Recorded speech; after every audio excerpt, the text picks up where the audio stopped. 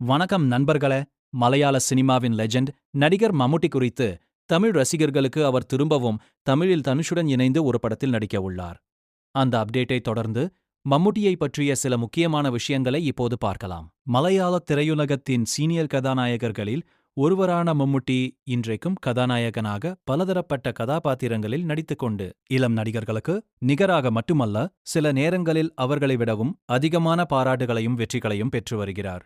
சமீபத்தில் அவர் நடித்த கலம்காவல் படத்திலும் முற்றிலும் மாறுபட்ட கதாபாத்திரத்தில் நடித்து மீண்டும் தன் திறமையை நிரூபித்திருந்தார். அந்த படம் வசூல் ரீதியாகவும் நல்ல வெற்றியை பெற்றது.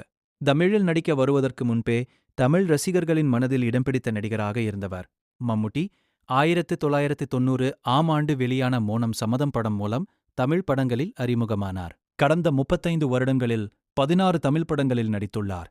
அதில் அழகன் தளபதி, மக்களாட்சி, அரசியல் மறுமலர்ச்சி, கண்டுகொண்டேன், ஆனந்தம், பேரன்பு ஆகிய படங்கள் குறிப்பிடத்தக்கவை.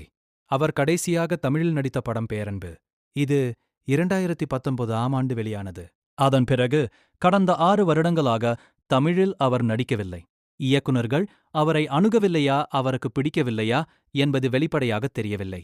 இந்த நிலையில் சில மாதங்களுக்கு முன்பே தனுஷ் 55 படத்தில் மம்முட்டி நடிக்க உள்ளார் என்ற தகவல் வெளியானது.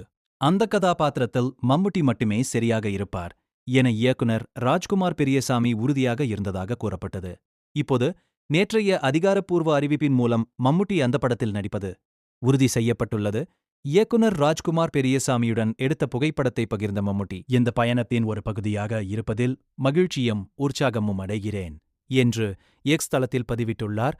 அதை மறுபதிவிட்ட இயக்குனர் ராஜ்குமார் பெரியசாமி, சார், இதை நம்பவே முடியவில்லை. அன்புள்ள மம்முட்டி சாருக்கு மிக்க நன்றி. இது ஒரு பெருமை என்று தெரிவித்துள்ளார். படத்தின் நாயகன் தனுஷ் கூட இது மிக பெரும் பாக்கியம் சார் என்று தனது மகிழ்ச்சியை பகிர்ந்துள்ளார். மம்முட்டி தனுஷ் கூட்டணி பற்றி உங்கள் கருத்து என்ன? இப்படி சினிமா அப்டேட்ஸ், ரிவ்யூஸ், சுவாரஸ்யமான தகவல்களுக்கு சப்ஸ்கிரைப் செய்ய மறக்காதீங்க.